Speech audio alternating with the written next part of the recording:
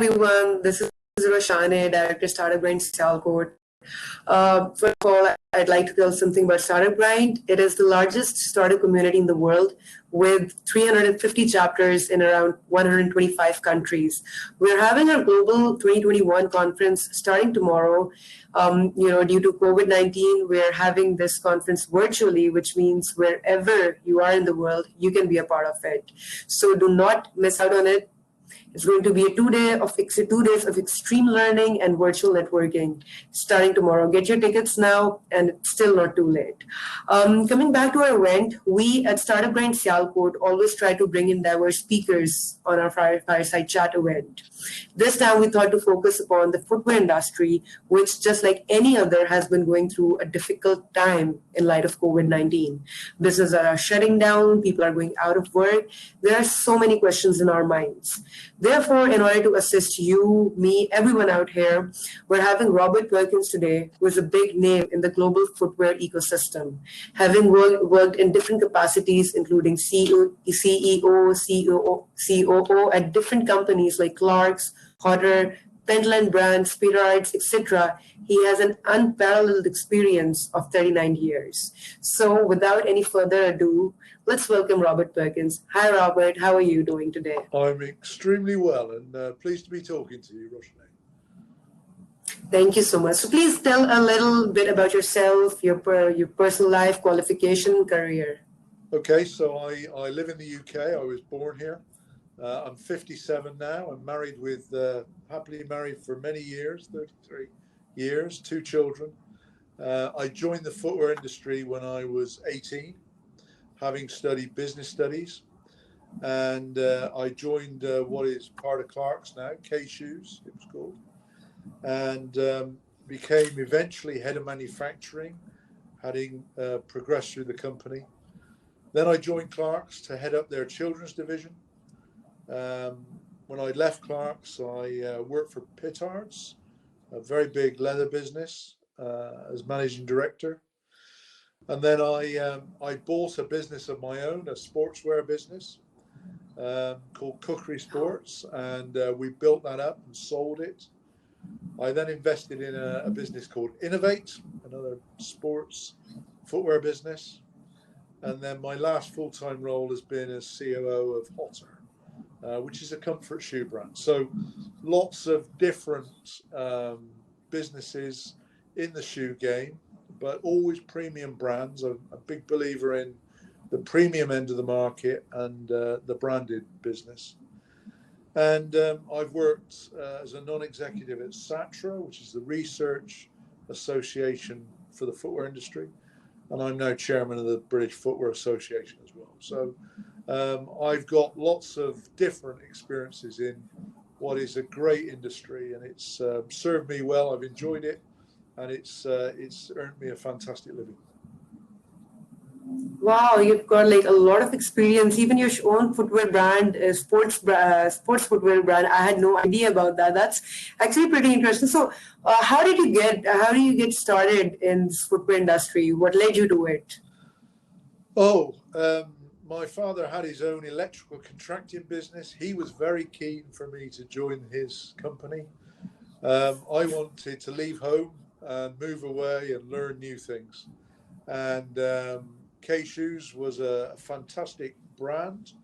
And I joined them, I think, with a view of learning management and then perhaps doing something else. But I so enjoyed working with the people in the shoe industry and also the products. I mean, they're very, very interesting product shoes.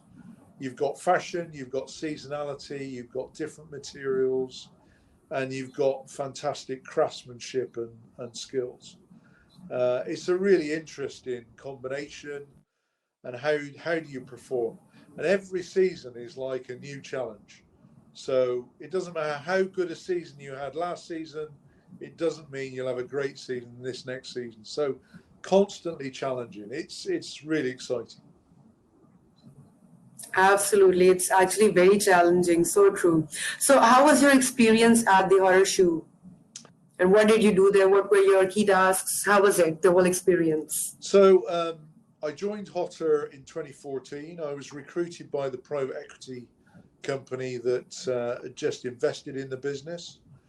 They were worried that the business didn't have enough shoe knowledge.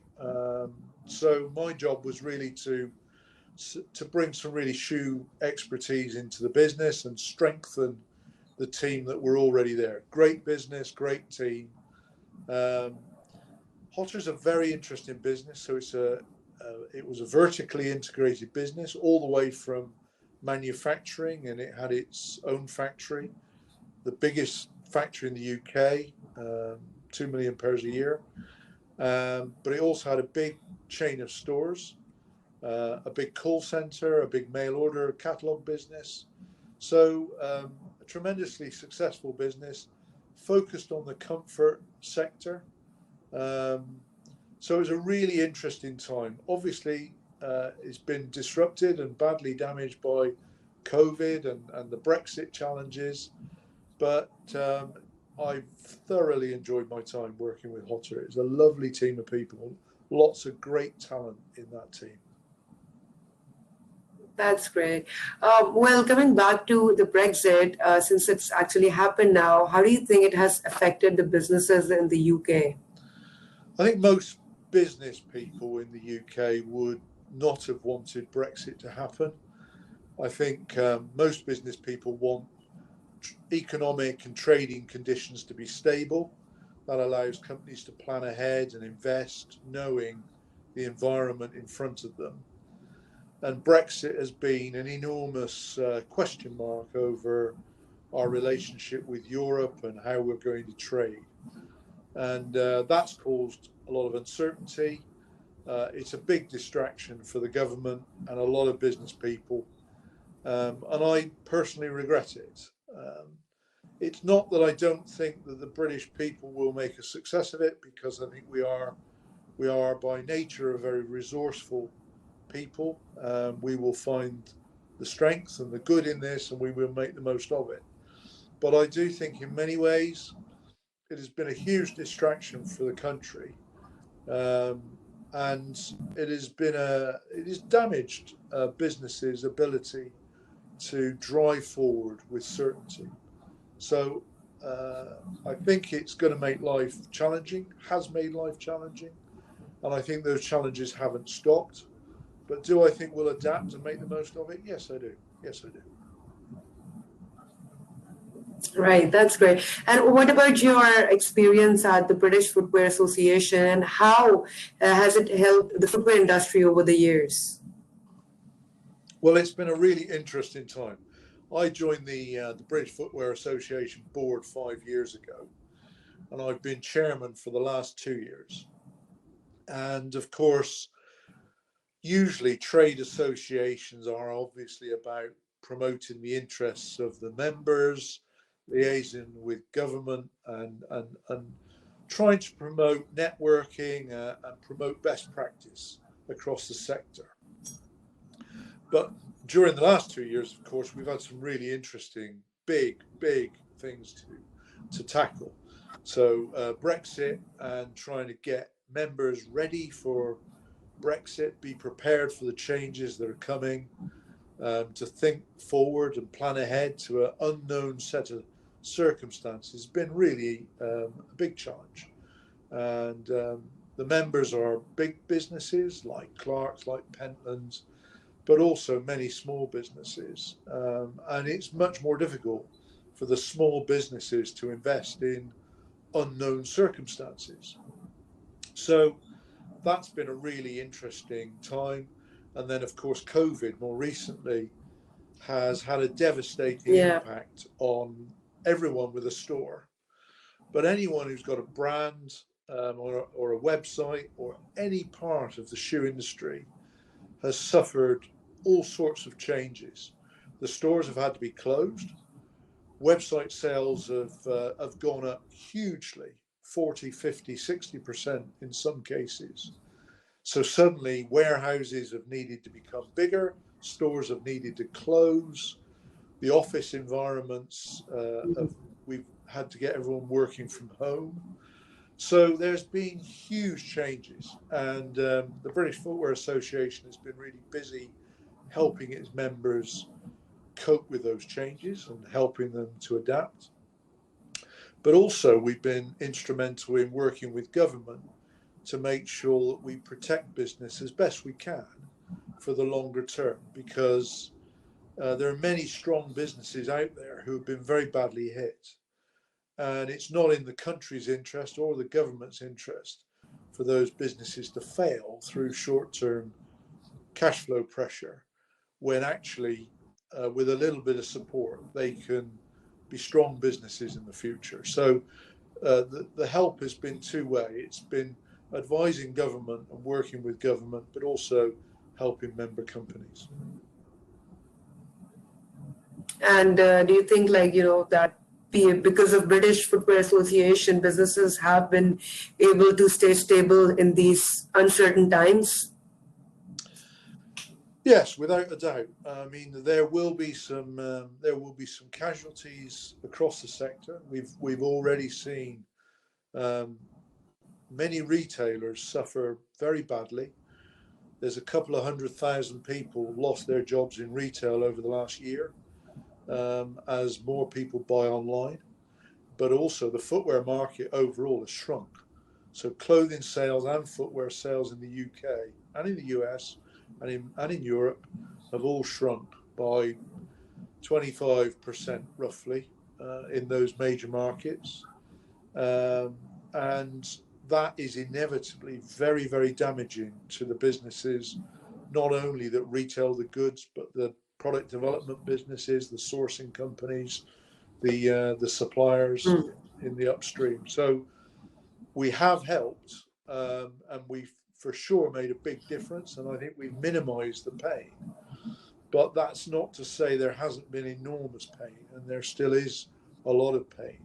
There's still a lot of work to navigate our way through this crisis. It's not ended.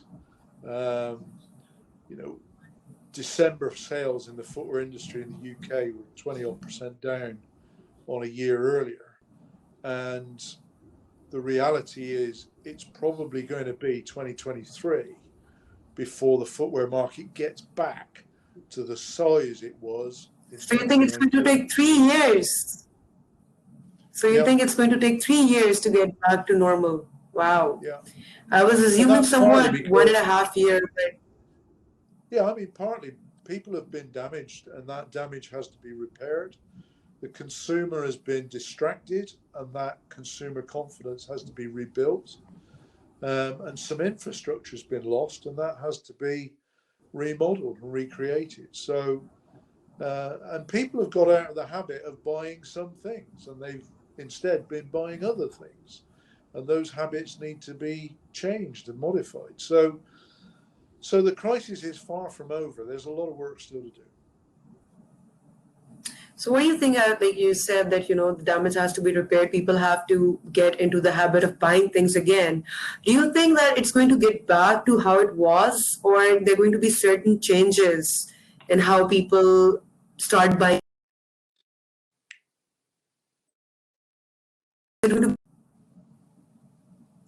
Yeah, I don't think we're going to go back to how it was. It won't be like that.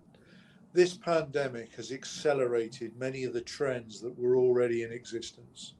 So e-commerce was already a growing trend around the world, and that has been accelerated by the pandemic in the US and the UK and Europe, in many other places. But also other trends. The trends towards casual wear has been further accelerated.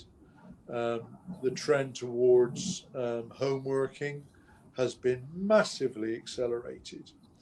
And sustainability, people worrying about the planet and health, that trend has been catapulted out of the fringe of people's buying decisions into centre ground. So I don't think anyone who believes that we're going to go back to how this used to be, and life will simply resume as it was, that is definitely not going to happen. It's much more complicated than that. But many of the trends we started to see evolve have become much bigger. They're going to stay much bigger.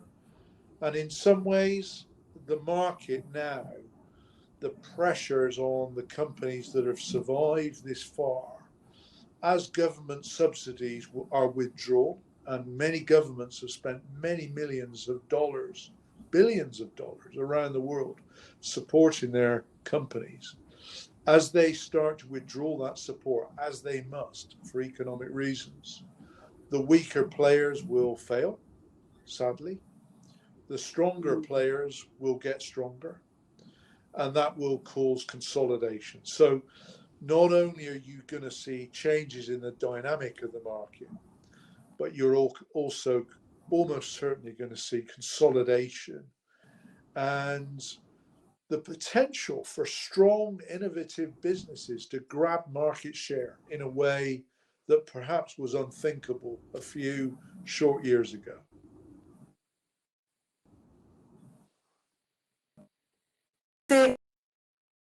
Businesses, what exactly do you mean by innovation um, in the context of innovation? So, I've, as you said at the beginning, I've been in the footwear industry. It will be 40 years in September this year, so a long time. And when I joined, price competition was everything. You know, in Western markets, buying cheaper shoes from originally Portugal, and then Brazil, and then it went to China and Thailand, and then more recently India, Pakistan, and Vietnam. So, and the Philippines and Indonesia. So, cost pressure was a big thing. And then, of course, quality was a competitive weapon. And over the years, the dynamics have changed. Nowadays, everyone assumes that, cost pressure is a taken, it's given. Quality is a given. Ethics and environmental protection are a given.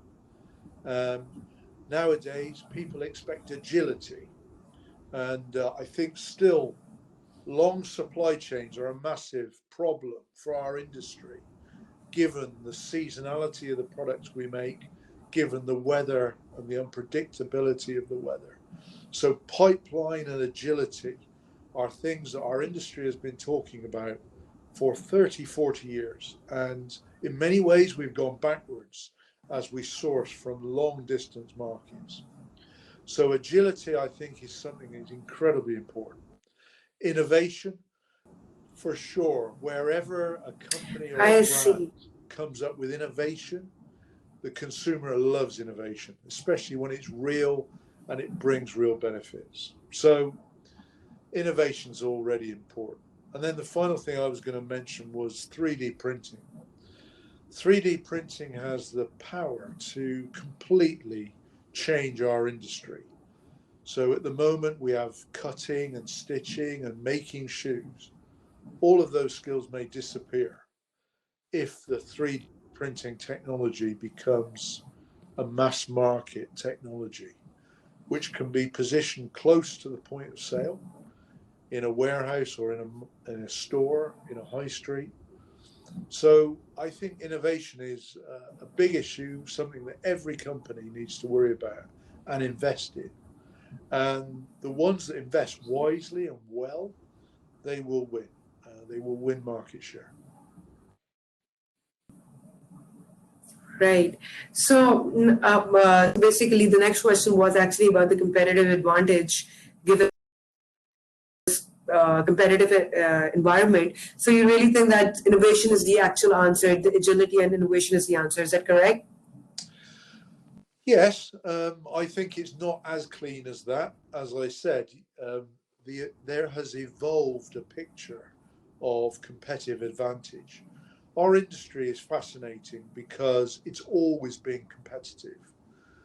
Because it's been labor intensive, there's always been cost pressure. So whichever stage of the cycle you're in, whether it's the manufacturing, whether it's the leather making, there's a lot of pressure on cost and quality. But wherever you innovate and you bring new products to market, that is a way where the consumer has new choices to make. And that's a way of introducing something that isn't just about cost and quality and delivery. But I do think agility is very, very important. Flexibility, the ability to move quickly. Even when we're big companies, we have to act as though we're a small company. That ability to be nimble. So innovation, agility, and then, as I say, sustainability.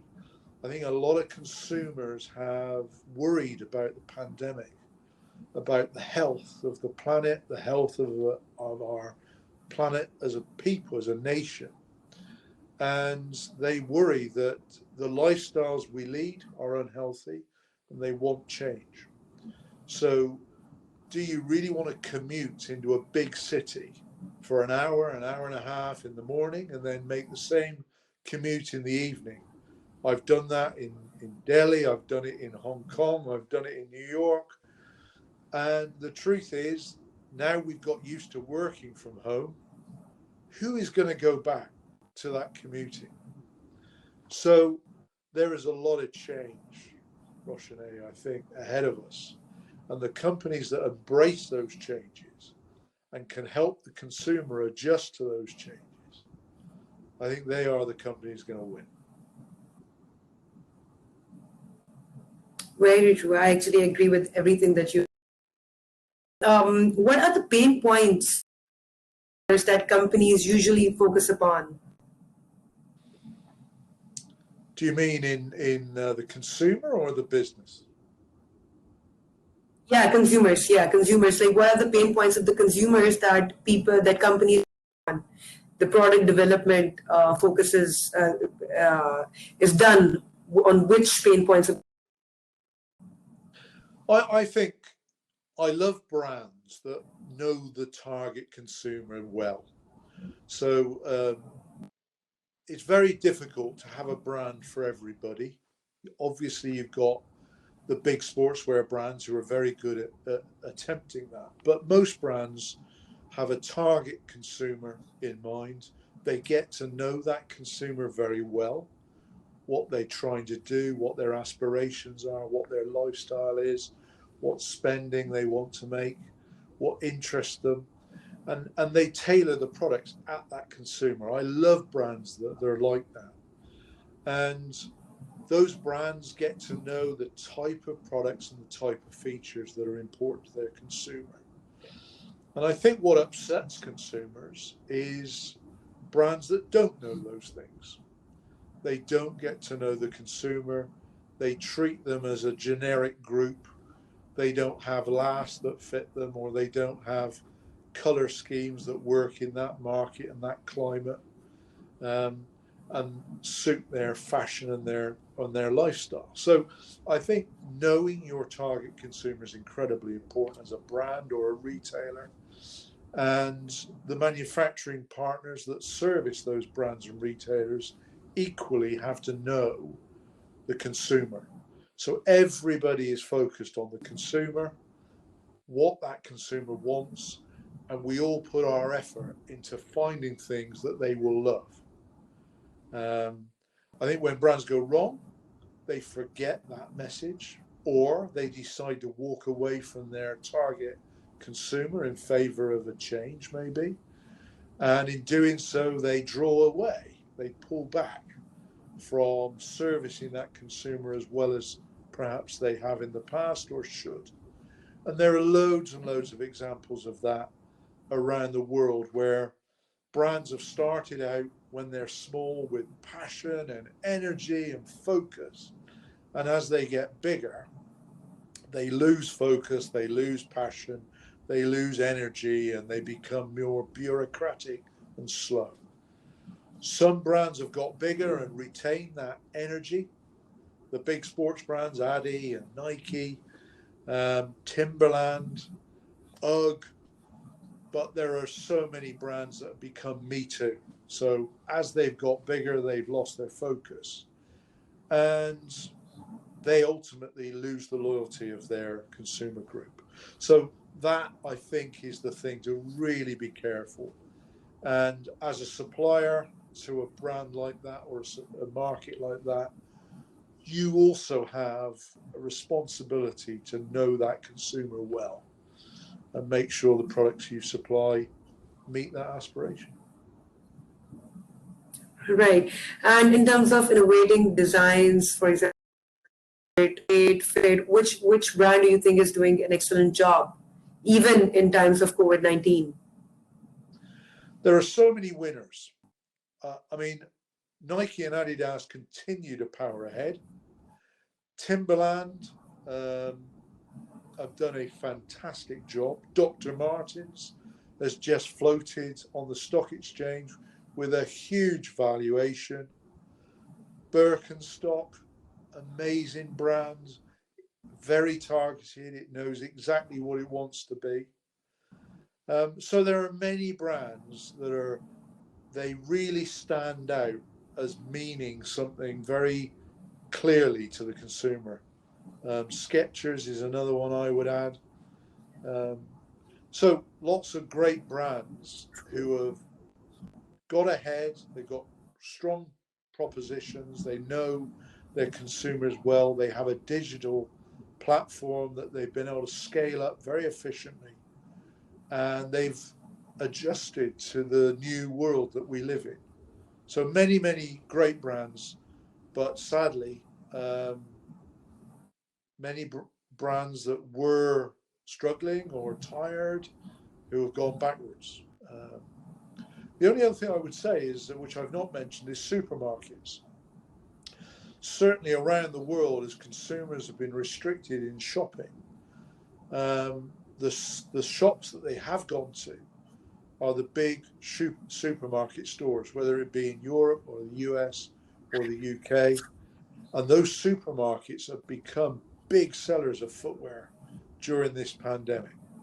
So brands like Sainsbury's in the UK or Asda, suddenly their footwear businesses have got a real boost and growth by being one of the few places that actually you can go and shop physically. So it's unpredictable, some of these things, how a COVID can impact on a market and bring about change, which is why agility is so important. Right. So, see, most of the brands that you've mentioned are big sharks in the market. For example, Nike, Adidas, etc. How do you think that small businesses can cope up in times of COVID, in times of competition, and in times of agility and the need of innovations? Because innovating things take a lot of money, and small startups do not really have that much investments and that much capital. And on the other hand, they're in the market that is hugely taken share of by Adidas. How do you think that they can cope up with that?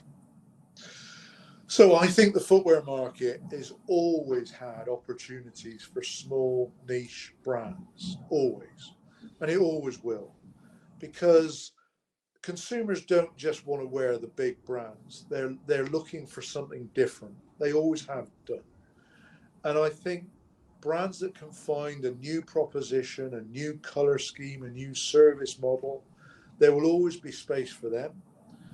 Allbirds, I'm thinking of Allbirds now, started off, has grown very, very quickly with a very distinctive and different proposition. Vivo Barefoot, a business I work with in the UK, very strong proposition as a barefoot business, with a very, very strong sustainability proposition. Started small, growing very quickly. So the market has always had opportunities for niche brands to grow quickly. And there's always been financial backing for small companies who have found profitability and can demonstrate margins, and they can show that they've got a distinct proposition and a strong consumer backing. they've always been able to attract startup investment. And as long as that's controlled properly, you build and build, and you get secondary funding, and you build some more, and tertiary funding, and so forth. So I don't think it's inevitable that the market will be dominated by big companies. I think the market will consolidate, and there are big opportunities for the bigger companies to take more share. But there are absolutely opportunities for smaller businesses, niche businesses, but businesses who care passionately about what they do, and they are the best at what they do, whatever it is, whether it be a barefoot running proposition, whether it be comfort footwear, whether it be fast fashion, whatever it is. It's no good being me too. You've got to be the best at that particular thing. And there are hundreds and hundreds of thousands of companies around the world. They can't all be the best, but you can all strive to be the best. True, I actually do agree with you on that. I mean, I think the startups that are coming now, if they are actually really futuristic, they have the edge on that. Small companies, they don't have huge chain of commands as well. It's easier and quicker to take decisions there. So I think that is one of the advantages that they can have. So what do you think are some technological advancements changing the footwear industry? Because I've been researching on it as well, and there are so many things, so many technological things that are happening, and I'm just wondering when is the footwear industry going to absolutely change? So what do you have to say on the technological advancements? I think there are developments all over the world in every respect, all over the world, everywhere. So if you start with stores, visualization of products and how products can be worn, there is a huge amount of work going into that, artificial intelligence and understanding more about the consumer, what's likely to be what the things they want, and in effect presenting to the consumer a short list of things they might be interested in. You know yourself, when you go shopping, sometimes it's a real pleasure, but often you are looking for that thing that you just can't find. And technology these days, by getting to know us as individuals, Amazon do it amazingly well. They curate the products that we might be interested in very well. So all of that is going on in the background now. It is today. And we're going to see more of that. Allowing us to visualize products on ourselves, be it clothing or footwear, that's also moving at a pace. In manufacturing, robotics, automation, these have been in the footwear industry for as long as I can remember. If anything, those technologies have been slowed down by the advent of cheap labor in other countries. So as the Germans and the British and the Americans found automation in the 80s, instead of refining that technology, the shoes often went offshore to lower cost countries and the technology didn't get refined. But now in China, in Vietnam, some places in India, I've seen it, you now see this technology re-emerging because, of course, globally, living standards are increasing, minimum wages are increasing, and there's a real pressure to bring the poorest in our global society up, rightly so. So automation has its place in making us wealthier as a planet. So I see there's a big place in conventional manufacturing for automation. At Hotter, we had a lot of robots in the factory and automated manufacturing, and that will increase, not least because the cost of robots is coming down massively. In computer systems, robots in programming, in data transfer, all of that field, the economics of all of that is changing enormously. So that instead of people keying manually and transferring files, we can now have robots to do that for us at very, very low cost. So that potentially changes the world. And then the last thing is 3D printing. That has the power to completely put on its head all of what we've been doing for the last 100 years. The days when we cut components and stitch them together or weld them together, and then we make an upper and then we pull it over a last. 3D printing may make all of that redundant. And some brands are already doing that, but at high costs. But I think we've learned over the years in all sorts of ways, the cost of technology comes down as it gains momentum and bigger number of users. So as the cost of that technology falls and it becomes more mass market, the brands that are not understanding the potential and how to apply that technology, they will be left behind. Very true. Actually, since like the next set of questions is regarding the manufacturing industry, and I am since I belong to Pakistan, and we also I'm a part of the footwear industry myself. I've been observing myself as well that eventually, in a few decades time, I don't think we're going to get cheap labor anymore. And I think we have to start being futuristic at this time. It's going to be really helpful because we need to understand that eventually there are going to be robots doing the manual tasks, the repetitive tasks. What you mentioned about about the robots filling in the files, etc., the robot process automation, etc. It's all going to be that. So I've been wondering what is going to be the future of these offshore countries that, Asia, for example, China, India, Pakistan, Bangladesh, 4 countries, they rely hugely on export businesses. Like, okay, in COVID times, now people have started having their own e-commerce stores and supplying to international and national markets. But generally, we are focused export market. For example, we should be supplying shoes in companies like Hotter, right? So this is the general model that we rely on. How do you think is in the coming years is that going to change? So let me quote a statistic for you first. So in the UK market, I think 32% of all shoes sold in the UK in 2013 came from China. And today it's under 20%. So it's been a massive decline in the number of shoes coming out of China into the UK market.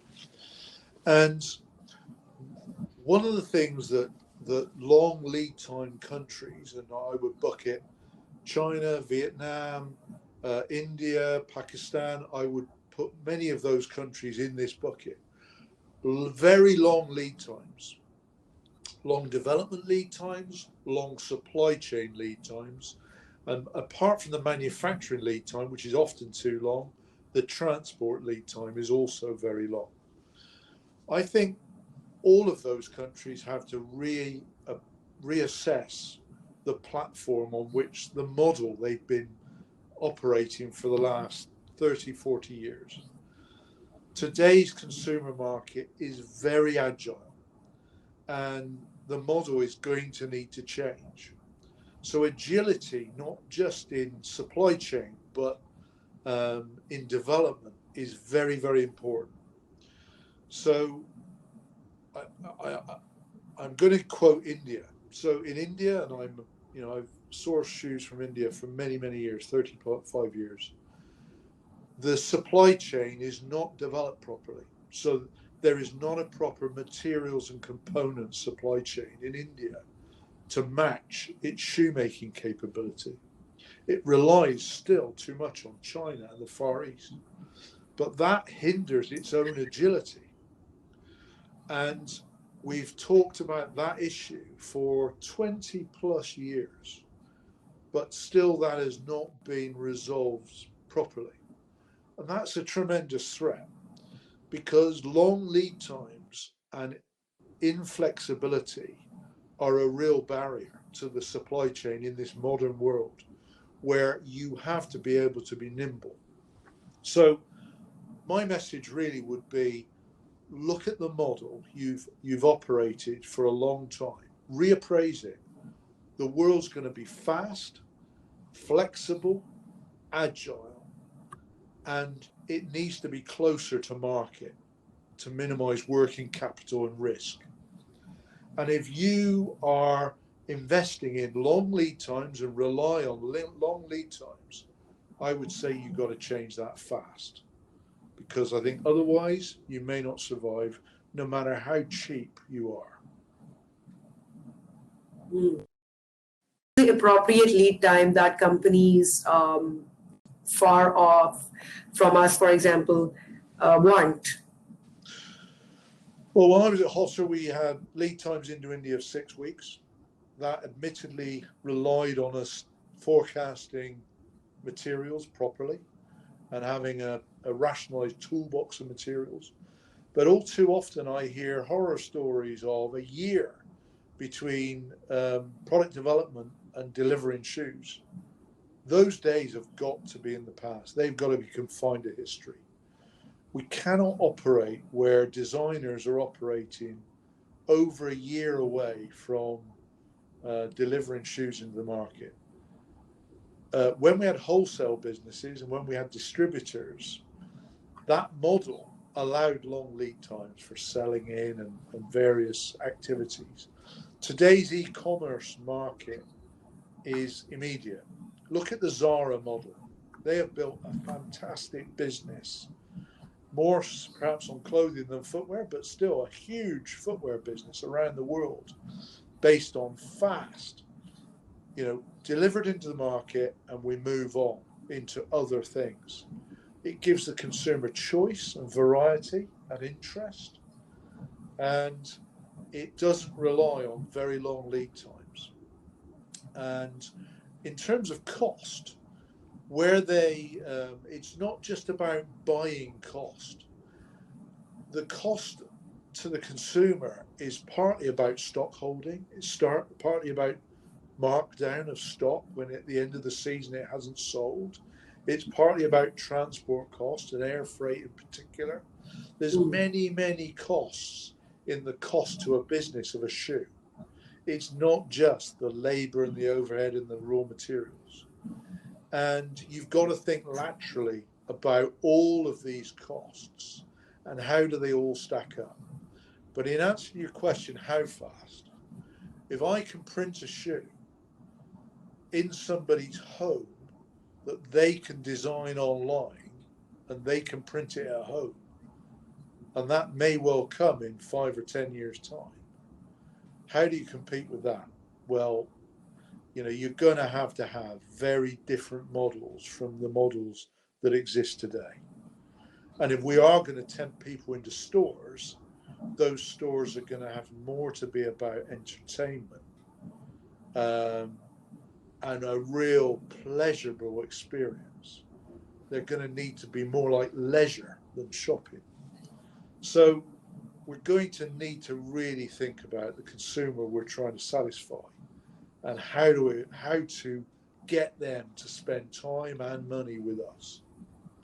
And that really requires us to think very laterally and not in yesterday's terms. Right, that's actually very true. And by the way, if we have a few attendees, so if anybody wants to send any question, please, you can write it in the QA box and I will ask Robert. Right, the next question is that, you've already told that lead time is one of the important things, but what are the other factors that help companies decide upon the manufacturer, apart from cost and lead times, that is? Well, I've always believed that whether we like it or we don't, we need to be quite grown up about this. When a buyer or a designer gets on a plane to go and get some shoes for their brand, they want to go and visit factories and businesses that can show a like-minded understanding of their market. if you have to teach a supplier from scratch about your market, it's very hard work. So suppliers that understand a market have a tremendous advantage. So what I would say is choose the market you want to serve and get to know it well. So if you want to specialize in European markets or the British market or a US market, and perhaps not exclusively, so perhaps you shouldn't put all your eggs in one basket, but you should build some knowledge and some expertise in that market. Know what colors work well. Know what materials work well. Understand the seasonality and the cycles well.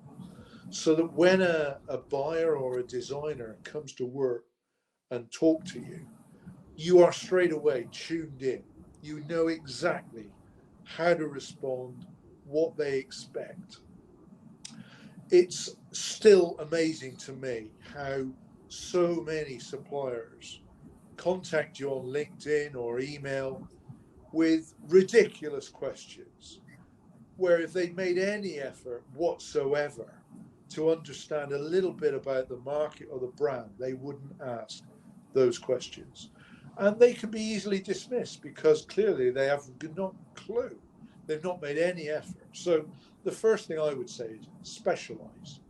Think about what you want to do, what you're good at, and then be the best at it. So is it a comfort shoe? Is it a fashion shoe? Is it heels? Is it children's? What is it? But suppliers that say to me, I can do any shoe you want, Mr. Perkins. I do men's, I do women's, I do children's, I do fashion, I do sports. I don't even ever look at them because you cannot specialize and be great at everything. You just can't. Factories are not that flexible. Materials are not that flexible. Designers are not that flexible. Shoe engineers need to specialize. So my first message is specialize. And that's the biggest barrier. Suppliers often are the biggest barrier to themselves by trying to be everything to everybody.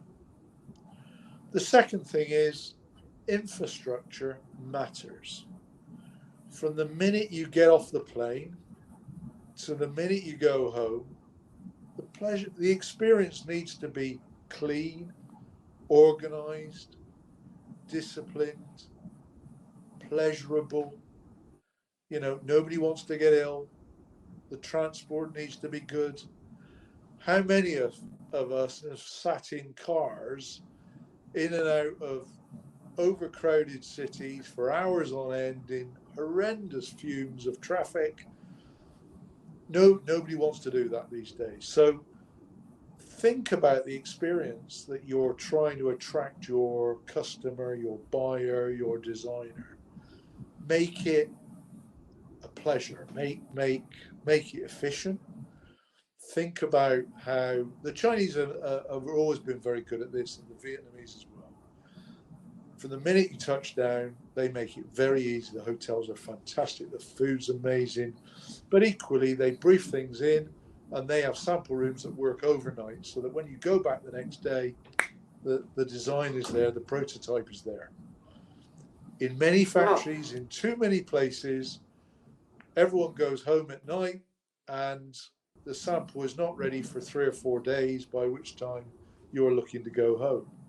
When you go to China, every day they make a new sample overnight, and on day 3, it's all signed off, finished, and you're ready to place the order. So you've got to think about how it works for your customer. Don't pretend you can compete with everyone. Don't try and do everything.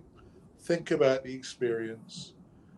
Specialize. Be great at what you do.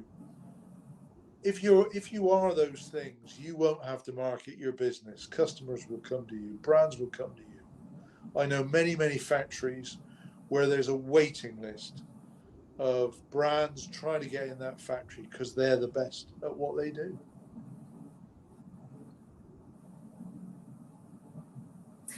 That's some piece of information, and I truly agree. Like, I mean, you cannot do everything. Like, for example, we produce shoes, leather shoes.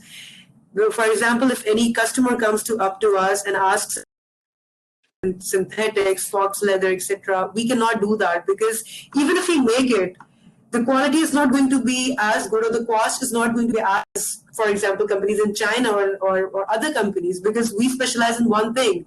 So you can't be everything. And especially in this global environment, you need to know your market and you need to know your product more than anything else, I think. Because if you know your product, I think then you can do big things with it. Like, so Elon Musk, right? He always says that he does not focus on business as much as he focuses on the product design itself. And these are some things that we miss out. We are focused too much on getting the customer without providing them the actual product that they want. Like, for example, I go through one practice.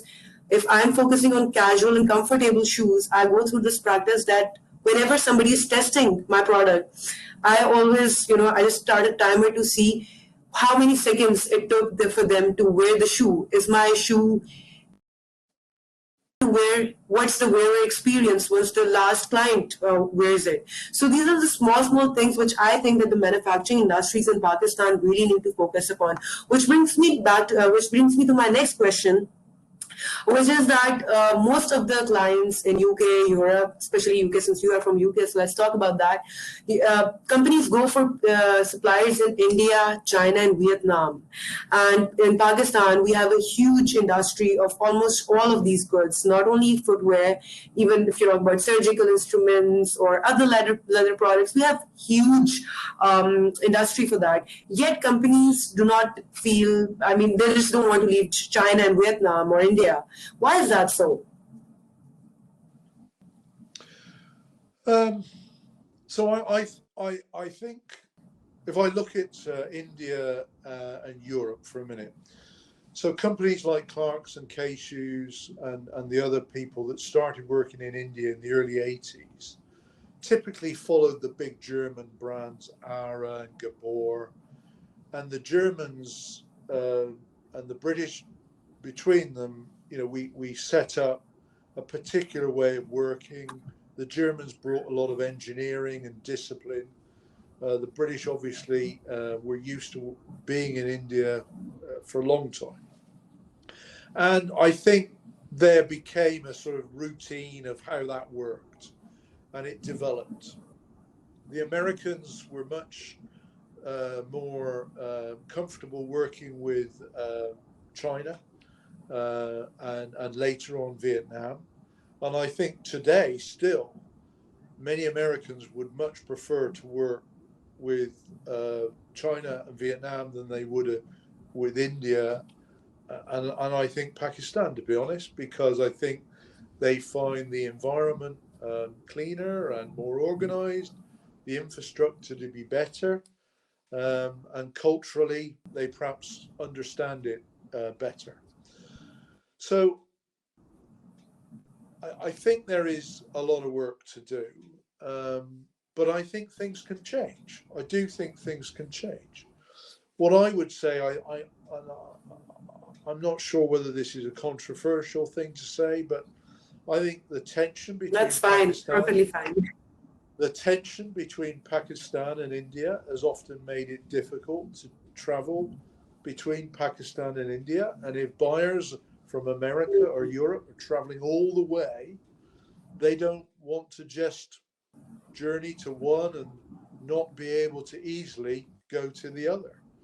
And that tension has made it difficult. And I personally think that if Pakistan and India work together to make it easier for people to buy leather from one and transport it across the border and move things around and actually be created a real hub of materials and shoemaking, I actually think both countries would benefit, personally, is my view. I know there are some challenges with that. I'm not naive to that. But I think apart from that issue, which I would encourage, what I would say is go back to my other point. Think about the experience of getting people to come to the country to visit the factories, to know the markets, and to give the buyer and the designer and the sourcing people, make their life really easy.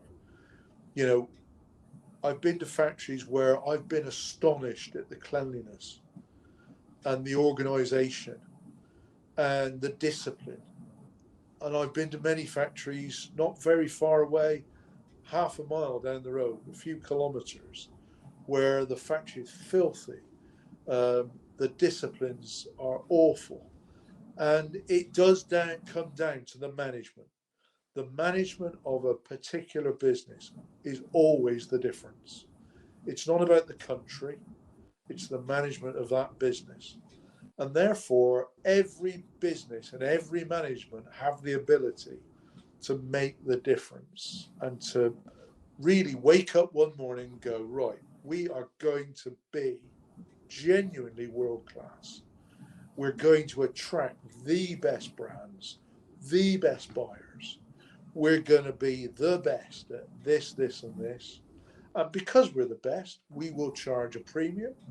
But in return for that premium, we're going to be fast, we're going to be flexible, we're going to be amazingly sustainable in the way we power the factory, the materials we use, the environment we're in. And those businesses will be successful. There's no doubt about it.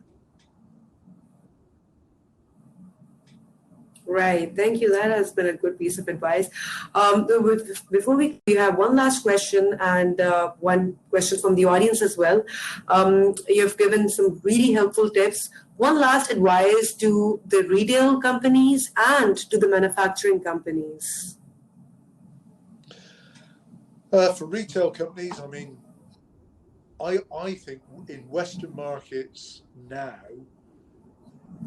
retail stores are going to become more like showrooms. They won't necessarily stock every product. They'll have probably smaller space with smaller stock rooms, and the infrastructure that is needed for e-commerce will allow us to deliver products direct to people's homes on maybe the outlying sizes or colors or fittings. So the retail stores need to be fantastic in terms of the experience, the advice given, the entertainment, and it has to be things that you can't get online. So in Allbirds, I'm going to use that as an example. You go to an Allbirds store, it's a really, really great example of something different, something inspiring, something interesting, something educational. So you learn stuff, you feel good. It's not just about buying the shoes. So I would say retail model is going to need to change and evolve. And that may be faster in the countries where retail rents are very high, like in the UK. And it might be slower where retail rents are lower. But it will come. To manufacturers, what I would say is specialize, be the best at what you choose to be engaged in, and then target the best brands in the world in your consumer space, so that in effect you, the manufacturer, and the brand together target a common consumer. And it isn't just about the brand being the one that innovates and originates. It's about you bringing to the party your knowledge, your expertise of raw material and skill. Combine that with the brand's position in the marketplace, its knowledge of the consumer, and using the combination of that power to conquer the world. And I think brands that partner with great factories and they unite and focus together on a consumer group, they will do amazing things and they will prosper. Nice idea, really nice. Right, and one audience, we just have 2 minutes remaining, but we'll take this one question. What catches your attention when looking at footwear? Oh, I mean, I love shoes, so I love to handle shoes. The line on a shoe is also always been very important. There are many shoes out there. The difference between a great shoe and an average shoe is often the line. Shoes ultimately sell by comfort and quality, and will people come back and repeat purchase. But often, the first time somebody buys a shoe, the first judgment they make is the look of it. And factories and designers that have a great eye for the line of a shoe, the colors that work together, the silhouette, they always get noticed, and I always notice that first.